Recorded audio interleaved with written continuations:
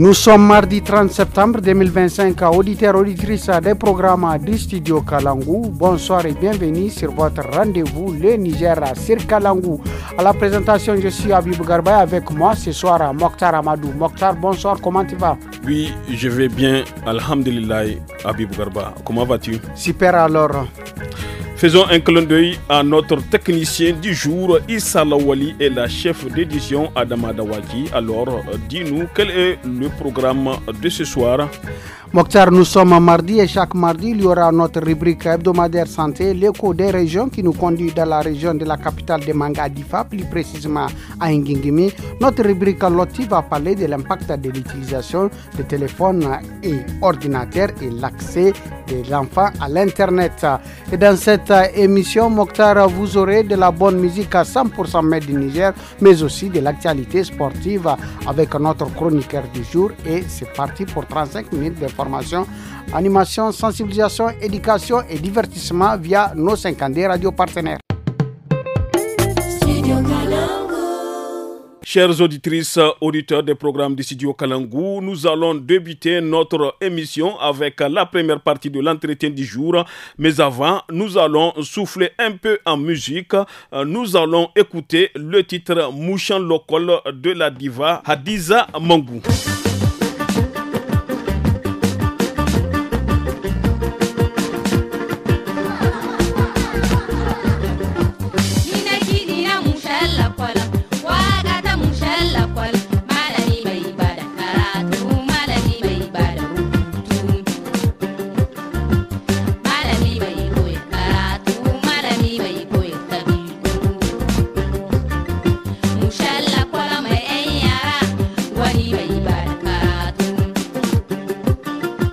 Oui, Mokhtar, c'est une façon de rendre hommage mérité à toutes les enseignantes et les enseignants du Niger à 2 semaines de la rentrée des classes.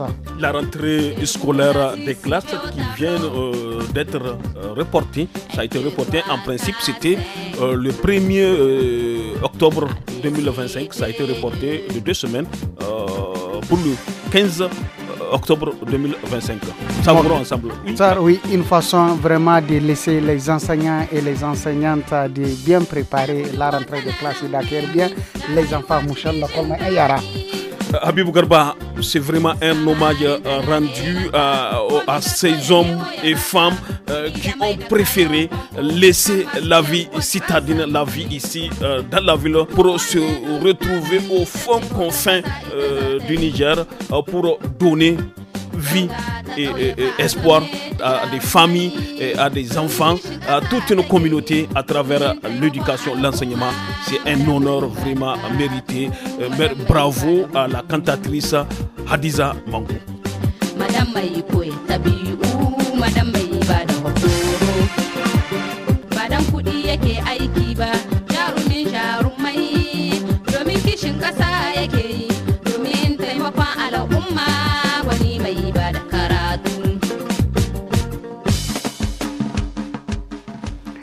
Et oui, à présent, revenons au studio Soumana Amadou pour écouter notre entretien du jour qui porte sur la confiance entre la population et les forces de défense et de sécurité qui constitue un pilier fondamental pour garantir la sécurité des personnes et des biens. N'est-ce pas, Mokhtar Amadou? Et oui, Habib Garba, c'est dans cette optique que le Centre de Genève pour la gouvernance du secteur de la sécurité DECAF, en partenariat avec la Direction nationale de la sécurité publique, organise des séances de sensibilisation à travers le pays. Fadel Alou, notre correspondant à Gaïa, s'est entretenu avec Mohamed Anouar, chargé du projet DECAF Niger, après une activité dans la ville de Gaïa. Écoutons la première partie de leur échange. Depuis quelques jours, vous êtes en tournée dans plusieurs localités du Niger pour des sensibilisations. D'abord, de quoi il s'agit exactement? Il s'agit de sensibilisation de différents acteurs clés du secteur de la sécurité, notamment les forces de sécurité, la population, la communauté, les organisations de la société civile, les associations de jeunes, des femmes, mais également des personnes vivant avec un handicap. Puisque vous savez, ces acteurs ont toujours une contribution à apporter en matière de sécurité. Donc, c'est pourquoi nous tenons beaucoup à ce qu'il y ait une participation, une inclusivité dans la manière dont nous allons apporter des solutions aux problèmes de sécurité. Quels sont les messages clés que vous apportez à la population? Alors, les messages clés que nous voulons vraiment apporter à la population, c'est surtout la collaboration avec les forces de sécurité intérieure, les forces en général, et également leur participation, puisque vous savez, les problèmes de sécurité, c'est avant tout un problème commun, un problème de tous, mais également un défi pour toutes les communautés. Donc, le plus important, c'est que tous les différents acteurs puissent apporter leur pierre à l'édifice pour qu'ensemble, nous allons répondre de la manière la plus efficace aux différents défis qui rencontrent notre communauté, notre société en matière de sécurité et pour en tout cas asseoir une paix durable, également une sécurité des personnes et de leurs biens. Pour arriver à ça, quelles sont les bonnes pratiques en fait de collaboration entre cette population-là et les forces de défense et de sécurité-là pour garantir la paix dans toutes les localités? Les bonnes pratiques, c'est surtout le travail en commun. Dans les différentes interventions que nous avons eu à faire, en tout cas notre contribution à la direction de la sécurité publique qui s'en charge des volets sécurité, surtout au niveau de la police et les différentes directions. Le fait de rassembler ensemble tous les acteurs, qu'ils soient les civils, les militaires, les associations de la société civile, les associations de jeunes, les différents acteurs, qui s'assoient ensemble, qu'ils discutent ensemble de leurs problèmes et de proposer eux-mêmes des solutions pour qu'il y ait une réponse, en tout cas, à la taille du défi. C'est déjà pour nous, en tout cas, une très bonne pratique, mais aussi l'engagement de différents acteurs en termes de contribution aux défis, notamment en ce qui concerne les forces de défense et de sécurité, les communautés, les associations, aller ensemble au niveau des communautés pour les sensibiliser, partager des informations, mais également prendre, en tout cas à leur tour, leurs responsabilités pour que la société puisse jouir des avantages qui sont liés à la paix et à la sécurité. En tout cas, pour nous, c'est très important. Mais il y a aussi un autre aspect, c'est surtout la redevabilité. Comment les autorités discutent directement avec la population de leurs actions. Ce qu'ils ont fait sur le terrain, puisque bon, voilà, vous savez, les autorités au niveau local et même national sont au service de la population. Donc il faut que la population puisse savoir exactement ce qui se passe. Qu'en est-il du travail, des actions de différents acteurs et les institutions en matière de sécurité. Et donc, le fait que les autorités puissent informer la population de ces canaux, des actions sur le terrain et des travaux qui sont abattus, c'est déjà un plus. Donc, ça fait partie vraiment des éléments qui, en tout cas en matière de gouvernance du secteur de la sécurité, la question de redevabilité, la question de transparence, mais également le dialogue entre les différents acteurs, la population, les autorités et les différents acteurs, notamment les civils, les associations de la société civile et le FSI, donc les forces de sécurité. Auditrices, auditeurs des programmes du studio Kalangou, avant de continuer la deuxième partie de l'entretien, nous allons vous laisser souffler en musique avec le Tumba de la capitale du Dandi et cette belle mélodie de l'artiste Morou du village de Kessa dans la commune urbaine de Gaïa, une musique dédiée aux enseignants et aux enseignantes du Niger.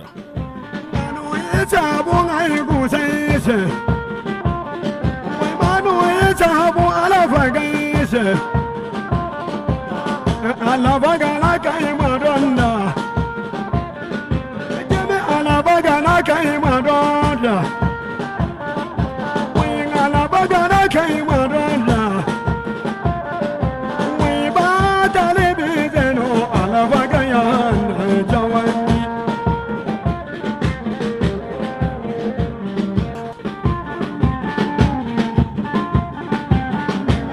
Sahabu ali bagaise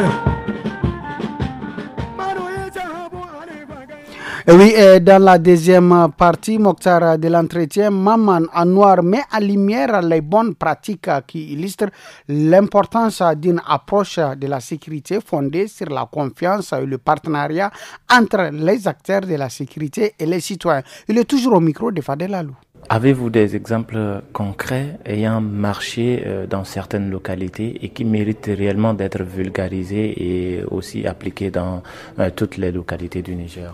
Et effectivement, il y a beaucoup d'exemples, notamment si vous prenez le cas de notre intervention dans la région de Maradi, où les autorités ont pris l'engagement, en tout cas différents acteurs même, ils ont pris des engagements pour apporter des réponses aux problèmes identifiés par la population elle-même, suite à vraiment des différentes rencontres qu'on a à faire. Et ces engagements, après notre aussi mission, parce qu'on a fait aussi une mission d'évaluation, est-ce que les engagements qui étaient pris ont été respectés? Et je vous garantis que plus de 80% des engagements pris par les acteurs ont été mis en œuvre. C'est la question de la collaboration, c'est la question de l'accueil de la population au sein des services de sécurité, mais également la question de sensibilisation multipartite. Vous allez voir des éléments de force de sécurité avec les acteurs de la société civile ensemble dans les quartiers pour sensibiliser la population sur un certain nombre de défis, sur comment collaborer, sur comment apporter des réponses, en tout cas idoines, adéquates aux défis qui rencontrent les communautés. Mais c'est également aussi la région de Tawa. On a travaillé avec les jeunes, les associations des jeunes, notamment les membres du Conseil national de la jeunesse au niveau régional, l'association des scouts du Niger et certaines associations de femmes et de jeunes, mais également des personnes handicapées, qui, en tout cas de leur activité, vont jusqu'au village. Lorsqu'il y a un conflit communautaire, ils se rassemblent ensemble, donc ils se mobilisent ensemble pour aller aborder la communauté, leur montrer l'importance de la paix, l'importance de vivre ensemble, l'importance de la sécurité des communautés, mais également les défis qui vivent notre pays et comment chacun doit apporter sa contribution et comment nous allons les aborder pour mieux les gérer ensemble et apporter ses produits, puisque c'est surtout les engagements des jeunes qui au début pensaient que les jeunes sont divertis. Mais si eux-mêmes ils prennent cette responsabilité, lorsqu'il y a un défi, avec les autorités coutumières, les autorités locales, aller jusqu'au village pour rencontrer les différents acteurs, les différentes communautés, échanger, leur montrer l'importance. Pour nous, c'est vraiment un plus et c'est vraiment à mettre à l'actif de la direction de la sécurité publique et également les jeunes qui désormais vraiment sont en train de travailler ensemble pour vraiment la paix et la sécurité dans notre pays. Gaïa est une zone particulièrement frontalière avec 2 pays d'ailleurs. Quelles sont réellement les bonnes pratiques aujourd'hui que la population doit adopter en collaboration bien sûr avec les forces de défense intérieure pour que la paix continue à régner dans toutes les localités, surtout situées le long des frontières? En tout cas, les bonnes pratiques, en tout cas moi de mon point de vue, c'est surtout de garder les dialogues avec les acteurs, quels que soient les défis, quel que soit ce qui arrive. Les dialogues, si on arrive en tout cas à mettre ça en œuvre, lorsqu'un défi arrive, automatiquement, ça va devenir en tout cas comme une réaction qui va permettre de discuter ensemble, d'avoir d'évaluer le besoin, identifier les problèmes et prendre des engagements que chacun, en fonction de ce qu'il peut faire, de ce qu'il peut apporter comme contribution, puisse être mis en œuvre. Et voilà, ça serait vraiment un avantage pour régler beaucoup de défis. La question du dialogue, la question aussi de redevabilité. C'est surtout les autorités locales qui doivent avoir un certain nombre de réactions en termes de sensibilisation, en termes de communication, mais aussi de discussion avec la communauté. Ça a permis de régler beaucoup de défis, mais également dans les contextes actuels, je pense que c'est quand même un niveau où il y a un travail de prévention qui est en train d'être fait, mais également de juguler un certain nombre de défis qui sont déjà identifiables ou qui ont été déjà identifiés. Et pour nous, je pense que c'est déjà un plus. Mettre l'accent sur la prévention, mais également sur le dialogue, discuter ensemble, identifier les défis et apporter des réponses ensemble. Ça permettra vraiment de régler beaucoup de choses. La sécurité humaine, dans sa globalité, c'est la sécurité des personnes, de l'aide bien, c'est le plan sanitaire, c'est le plan éducatif, c'est le plan économique, et ainsi de suite. Si tous ces aspects sont pris en compte et les différents acteurs aussi sont pris en compte dans la réponse, je pense que c'est déjà un plus et c'est une bonne pratique qui va permettre vraiment de régler beaucoup de choses. Le mot de la fin, c'est surtout d'appeler les différents acteurs vraiment au travail ensemble. La sécurité, comme j'ai eu à le dire, c'est une affaire de tous.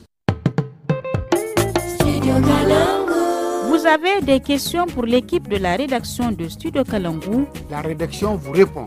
Posez toutes vos questions sur le travail des journalistes de Kalangu. Sur une actualité diffusée sur Kalangu, n'hésitez pas à laisser vos questions en français, en Hausa, en Fulfulde, en Tamashek et en Zarma sur notre numéro WhatsApp qui est le 80 06 88 54. Studio Kalangu au rythme du Niger.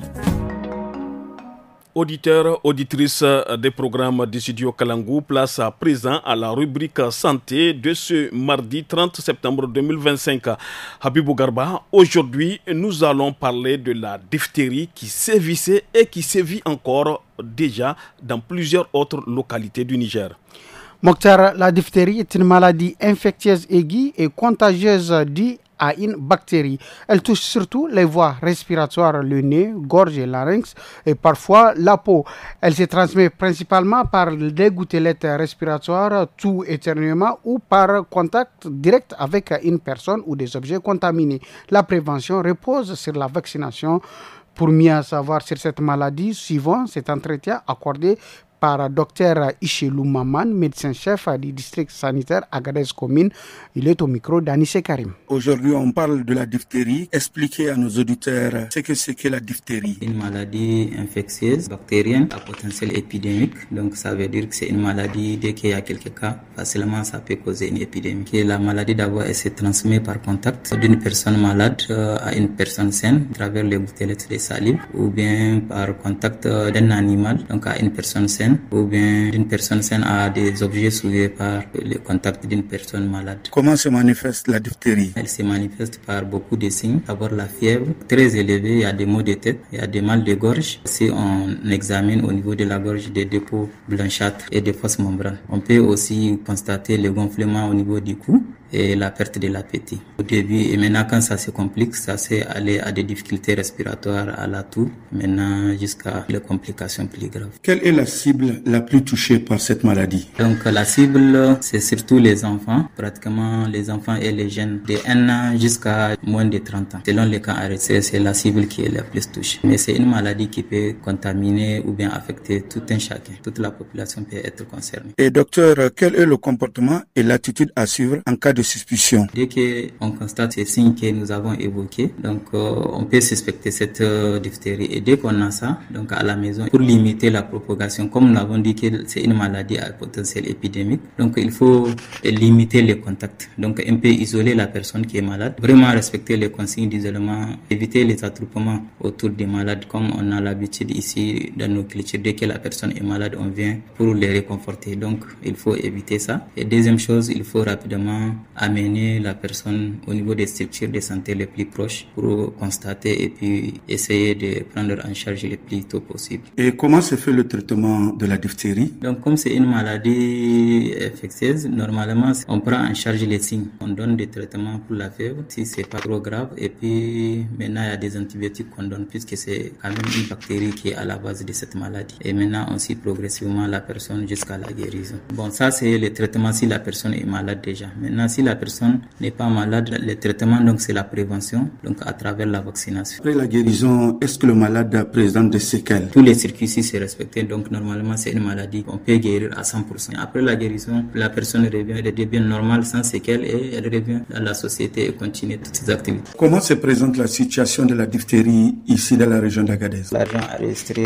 423 cas suspects, donc dans 21 décès. Et au niveau de la commune, district sanitaire Agadez commune, en 2025, nous avons enregistré 15 cas, dont 5 confirmés et 2 décès pour le moment. Qu'est-ce qui est en train d'être fait? On est en train de continuer la notification et à la sensibilisation de la population. Et de l'autre côté, on est en train de faire la vaccination pour prévenir ceux qui sont en bonne santé de ne pas tomber malades. Comment est-ce qu'on peut expliquer la situation d'Agadez par rapport aux autres régions? Ça, on peut dire qu'au niveau d'Agadez, ça va. On note vraiment une réduction des cas. Donc par rapport aux semaines précédentes, puisque ces dernières semaines-là, on n'a pas notifié des cas. Que la région des Andes reste épicentre à ce moment-là de la diphtérie au Niger avec avec 2027 cas suspects notifiés et 116 décès. Donc principalement au niveau de la région des Anders, c'est le district sanitaire de Matamé qui a notifié à lui seul 1026 cas suspects et 30 décès à la même période. Et qu'est-ce que l'État et les partenaires sont en train de faire face à cette maladie? À travers les communications interpersonnelles et familiales, donc à travers les relais, la population, que ce soit au niveau commune ou bien au niveau rural, donc on les informe des signes de cette maladie. Donc tous les communiqués ou bien les radios spots qu'on fasse à la télé ou bien dans les radios par rapport aux différentes maladies épidémiques. Donc dès qu'on commence à enregistrer des cas, on lance ces messages-là. Si la population il voit un tel, voilà les signes qu'il présente et les comportements qu'il doit adopter. Donc déjà ça c'est un premier pas au niveau communautaire. Donc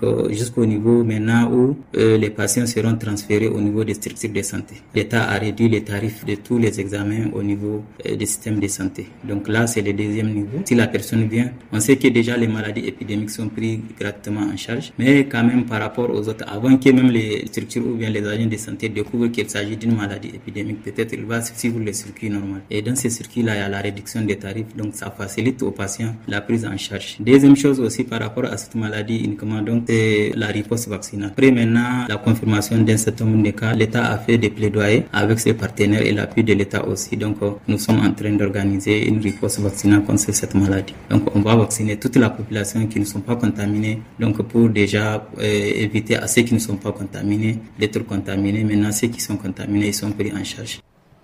Oui, c'était la rubrique santé de ce mardi 30 septembre 2025. Chers auditeurs et auditrices, à place à présent à l'écho des régions qui nous amène cette semaine dans la région de Difa, plus précisément à Ngingimi. N'est-ce pas, Mokhtar? Et oui, Habibou Garba, afin de restaurer une paix durable dans la région de Difa et la province du lac Tchad, l'initiative Nalewa de l'ONG VND Nour a réuni à Ngingimi plus de 400 femmes, jeunes et leaders communautaires pour échanger et proposer des solutions face aux problèmes de l'insécurité. Cette rencontre est financée par le programme des Nations Unies pour le développement PNUD et la commission du bassin du lac Tchad CBLT. Le thème retenu pour la rencontre est « Quelle est la contribution des femmes et des jeunes pour la prévention et la gestion des conflits et la prévention de l'extrémisme violent ?»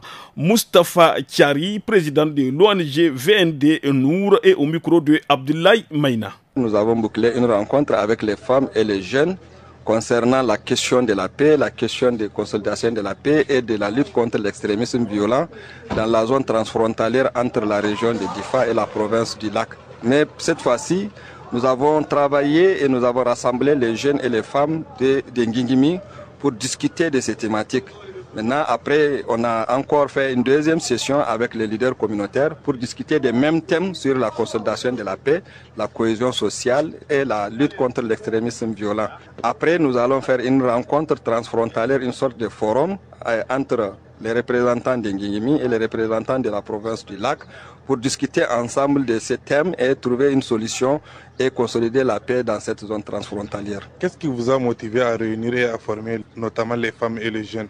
La motivation, quand on parle de conflit, les premières victimes sont d'abord les femmes. Donc quand on cherche aussi la paix, il faut composer avec les femmes, il faut les impliquer pour construire la paix avec elles. Les jeunes sont les premiers acteurs aussi dans le conflit. Il est évident de chercher aussi la solution et consolider la paix avec les jeunes. C'est pourquoi nous avons particulièrement ciblé ces deux couches et discuté avec les deux groupes et ensemble analyser la situation et chercher la solution en impliquant tous les acteurs et surtout les victimes des conflits et les acteurs dans ce conflit. Quelles sont vos attentes à l'endroit de ces participants et participantes? Ce que nous cherchons, c'est vraiment avoir un noyau des jeunes et des femmes capables d'analyser la situation et de proposer des solutions pour qu'ensemble, au niveau de la zone transfrontalière, qu'on ait vraiment des acteurs qui sont prêts à construire la paix et qui sont engagés aussi. C'est pourquoi nous avons particulièrement ciblé ces deux groupes et je vous ai déjà dit que quand on parle de conflits, de crises sécuritaires, les premières victimes sont les femmes et les acteurs qui sont aussi au devant de la situation, souvent c'est des jeunes aussi. Quel appel avez-vous à lancer à l'endroit de la population de la région de Difa en général? L'appel que j'ai à lancer, c'est l'appel que nous avons toujours lancé, c'est surtout d'accepter de collaborer avec les acteurs qui sont en train de lutter contre ce phénomène et de travailler pour la cohésion sociale entre nos communautés. L'exemple d'Ngingimi, c'est une ville vraiment cosmopolite où nous avons plusieurs ethnies, plusieurs communautés, où nous avons besoin de cohésion sociale pour parvenir au bout de cette crise. Tant que nous ne sommes pas unis et que nous n'acceptons pas de collaborer, donc c'est difficile de venir à bout de cette situation.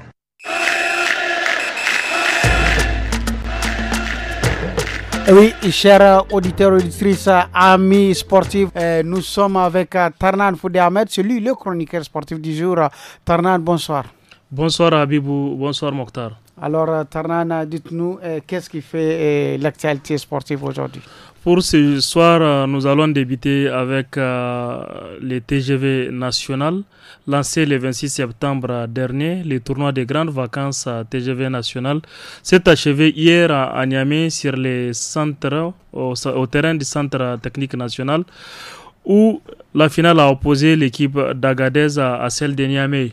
Habibou, c'est la région de Niamey qui a gagné, mais ce n'est pas parce qu'Agadez a démérité, mais c'est le football qui est comme ça. Sinon, les deux équipes ont livré vraiment un joli football. Retenons que cette compétition, c'est pour renforcer la paix, la cohésion. Le score, c'est un début à 0, début à 1. Bon, oui, début à 1, on peut le dire comme ça. Okay. Ce n'est pas un problème. De toutes les façons, c'est Niamey qui a gagné. Okay. Habibou, l'objectif de ce tournoi, comme je viens de le dire, c'est pour renforcer la cohésion sociale, mais aussi permettre de détecter les jeunes talents.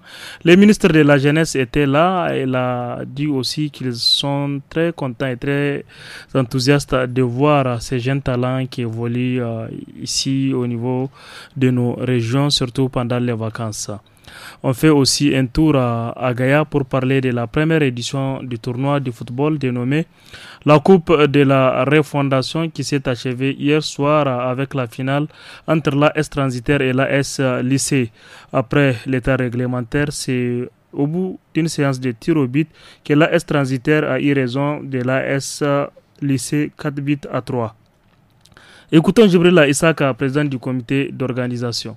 Tejewa ina organize no kannan matasai da dottije fikir kambu here an fondi kan borai go kwara rai sibenan ko kanga ko ina nan go tai se kanna amtai se fulan zamaido amtai se nan go kan iye kama kane kai stress kindo ka angai banda haka magani tejewa organize no tejewa organize mo ko ne agona ise ayi kan kwanda iko mino gina kan na ima ta sai madu ci gaba ka koi gine to lalle finalo matakan ina finalo te ingano ti finalo AS Transitaire inganda AS Lycée bore kan koi to final noya déjà ja match de poule bore no kan affronter AS Transitaire na gagné 1-0 ye ka ko na hala honango ye ka ko banda kere ite 1-1 final ko tiro bit nan kan AS Transitaire na bi takidan AS Lycée mo da ihinza e perder ihinka donc nango kan ina gagné no ya.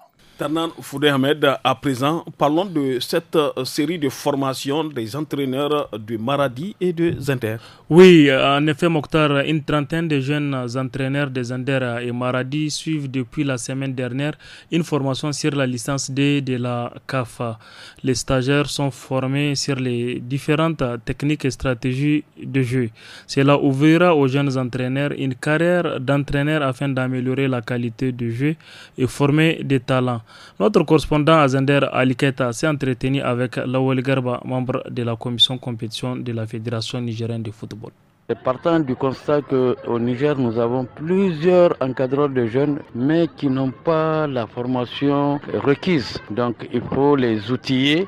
J'ai 31 stagiaires qui suivent les cours qui sont dispensés. Et pour cette fois-ci, j'ai enregistré 2 de Maradi, dont un de Dakoro et un de Maradi-Ville même. Chaque licence a un nombre d'heures qu'il faut pour vraiment maîtriser certaines choses. Et ici, en licence D, le minimum, c'est 60 heures pour donner des connaissances en ce qui concerne l'entraînement des jeunes. Parce qu'il faut connaître d'abord c'est quoi le rôle que nous jouons en tant qu'entraîneur, c'est quoi un entraîneur, c'est quoi un éducateur, c'est quoi un coach. Donc tout ça, il faut faire la différence et il faut connaître aussi le football. Parce qu'on n'est pas entraîneur, parce qu'on a été ancien joueur. Il faut connaître ce qu'on va enseigner, transmettre aux enfants. Vous savez, les certifications au niveau de la CAF, à chaque fois qu'on finit des modules, nous envoyons les copies corrigées, c'est-à-dire les notes des différents stagiaires. Donc c'est à eux, au niveau de la CAF, de déterminer qui est admis, qui ne l'est pas. Maintenant, par rapport à la licence D qui est locale, c'est au niveau de la direction technique. Donc c'est sur le plan national. Habib Mokhtar, c'est tout pour la page sport d'aujourd'hui. Alors, merci beaucoup, Ternan Fodé Ahmed. Et maintenant, place à notre chronique Loti de ce soir. Aujourd'hui, découvrez avec nous les échanges entre deux mamans sur l'utilisation des téléphones et ordinateurs et l'accès des enfants à Internet. Quel impact? On les écoute.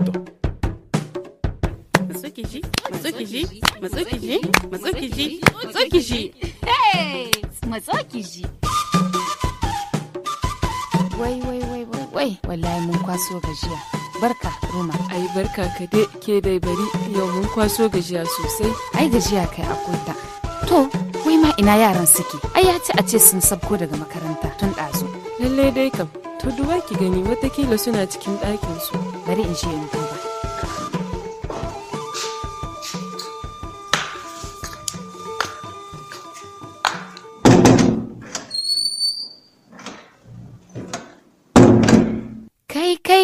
Kai, mi nike shirin gani, mi kake kallo?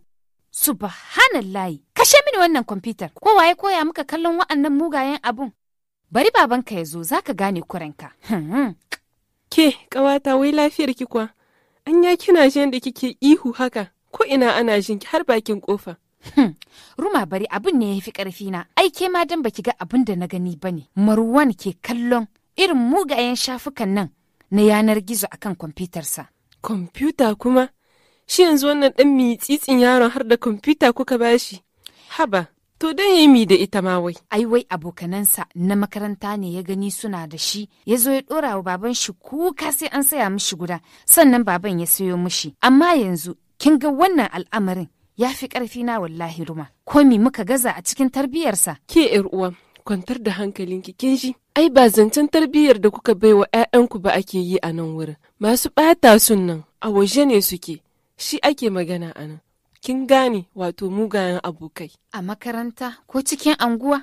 Mana, ai ni ma na samu irin wannan matsalar kwanakin baya da ɗiyata Safi. Dan Allah, kuma baki taɓa min magana shi ba. Da gaske ko nake miki ƙawa, amma fa akwai mafita a nan. To taimaka mini ƙawa, ni dai wannan abun ya ɗarme mini kai sosai. To da farko dai ki sani, kariya da tarbiyyar ɗiyanki tana da dangantaka da kulawa da su, kamar kulawa da fita da dawowarsu, da kuma abokanan da suke yawo tare. Amma fa ba tare da kin sha musu kai ba, sai kuma kin lura sosai da abubuwan da suke yi akan yanar gizo. Kuma zan ƙara jaddada miki, kar ki matsa musu, kar ki tsatsare su, kar ki tauye hakkinsu. Wai, ni kaina, to yaya ma zan iya yin wa'annan abubuwan duka da kika zana mini?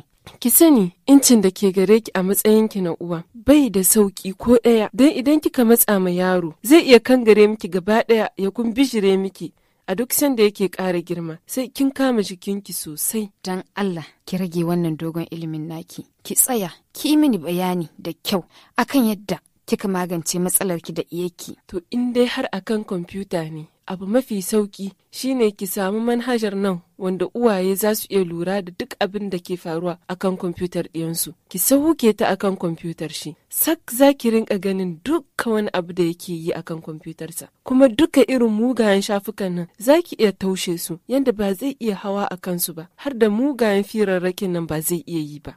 Kuma yana aiki da kyau? 100% mako. In dai har ba kalmar sirrinki suka gane ba, to baki da matsala ko ɗaya. Don idan yara suna hawa waɗannan kafofin na sada zumunta kamar su Facebook, su Twitter, su Instagram, kinga suna iya yin hira da waɗanda ba su sani ba. Kenan kinga akwai matsala a nan wurin. Kai, wannan abu kamar da wuya yake. Wai an ce gurguwa da auren nesa. Ko ɗaya ƙawata, kawai dai zai ɗaukar miki 'yan kwanaki ne. Kinga idan mai gidan na ke zo ku firanta a kai don ku samu ku fara tun wuri. Kafin nan bari ki ga in tashi in kwace dukkan wa'ansu na'urori da ke hannu shi da uwar shi. Ai bari ke dai yau kin taimaka min, kin wayar da kaina. Na gode sosai ƙawa. Ai ba komai ƙawa, tsakanin mu uwayen ɗiya.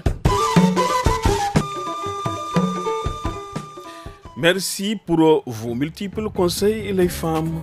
Et nous sommes à la fin de votre émission Le Niger sur Kalangou. Au micro, c'était Habibou Garba et moi-même, Mokhtar Hamadou. Et oui, Mokhtar, la technique a été assurée par Issa Laoli. Adam Adawachi, la dame de fer, a assuré l'édition. Merci et au revoir. Bonne soirée.